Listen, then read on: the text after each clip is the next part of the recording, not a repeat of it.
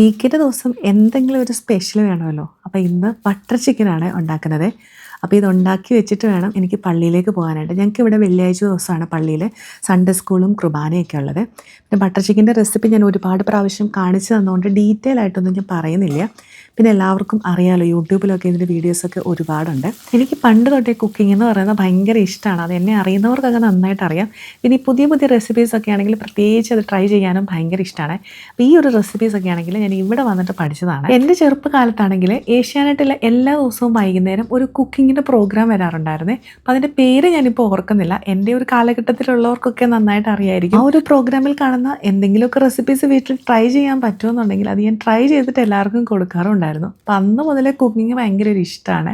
അപ്പോൾ എൻ്റെ കഥ പറച്ചിൽ തീർന്നപ്പോൾ ഇതാ ബട്ടർ ചിക്കനും റെഡി ആയിട്ടുണ്ട്. ബട്ടർ ചിക്കനൊക്കെ ഉണ്ടാക്കിയിട്ട് ഞാൻ നേരെ എൻ്റെ പല്ലിൻ്റെ ബ്രേസസ് മുറുക്കാനായിട്ട് പോയിട്ടുണ്ടായിരുന്നു. അപ്പോൾ അതാണ് ഞാൻ പല്ലിങ്ങനെ കാണിച്ചു തരുന്നത് നിങ്ങളെ കേട്ടോ. സാധാരണ ഞാൻ ഈ ബട്ടർ ചിക്കനൊക്കെ ഉണ്ടാക്കുന്ന സമയത്ത് പുറത്തുനിന്ന് പൊറോട്ടയോ ചപ്പാത്തിയൊക്കെ ഓർഡർ ചെയ്യുവാണ് പതിവ്.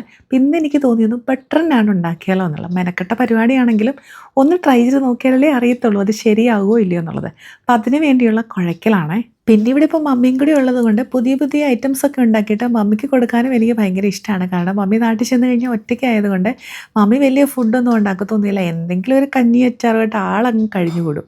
അപ്പോൾ ഇവിടെ വന്നപ്പം എന്നെക്കൊണ്ട് കഴിയാവുന്നത്ര മാക്സിമം ഫുഡുകൾ ഞാൻ ഉണ്ടാക്കി കൊടുക്കാറുണ്ട്, പുറത്തുനിന്ന് വാങ്ങിച്ചു കൊടുക്കാറുണ്ട്. പിന്നെ ഞാൻ പള്ളിയിലൊക്കെ പോയിട്ട് വന്നിട്ടാണ് ഈ ഒരു ഇങ്ങനെ പരത്തിക്കൊണ്ടിരിക്കുന്നത്. അപ്പോൾ താഴ്വശത്ത് ഒരു കുറച്ച് പച്ചവെള്ളം ഒഴിച്ചിട്ട് ഞാൻ ഇരുമ്പ് ചട്ടിയിൽ ഇതുപോലെ ഞാൻ പറ്റിച്ചു കൊടുക്കുകയാണ് ചെയ്യുന്നത്. എന്നിട്ട് ഇതുപോലെ കുമളകളൊക്കെ ചെറുതായിട്ട് വന്നു കഴിയുമ്പം അതിനെ തിരിച്ചിട്ട് ഗ്യാസിൽ നമ്മൾ നല്ല മൊരിയിച്ചെടുക്കുകയാണ് ചെയ്യണത് കേട്ടോ. എന്തായാലും എൻ്റെ ബട്ടർ നാൻ സക്സസ് ആയിട്ടുണ്ട്. ഇത് ആയിക്കഴിഞ്ഞ് കഴിഞ്ഞപ്പോൾ ഉണ്ടല്ലോ, അതിലേക്ക് കുറച്ച് ബട്ടറൊക്കെ തേച്ചിട്ട് പിന്നെ നമ്മുടെ കാസറോളിനകത്ത് അടച്ചു വെച്ച് കഴിഞ്ഞപ്പോൾ നല്ല സോഫ്റ്റ് ആയിട്ടുള്ള ബട്ടർ നാനായിരുന്നു കിട്ടിയത്. അങ്ങനെ ബട്ടർ നാനും സക്സസ് ആയ സ്ഥിതിക്ക് ഇനി ഇടയ്ക്കിടയ്ക്ക് ഞാൻ ഈ ബട്ടർ നാനും ഉണ്ടാക്കുന്നതായിരിക്കും. വലിയ മെനക്കേടൊന്നും ഇല്ലെന്നേ, നമ്മളൊന്ന് മനസ്സ് വെച്ചാൽ ഇതൊക്കെ ഉണ്ടാക്കാവുന്നതേ ഉള്ളൂ.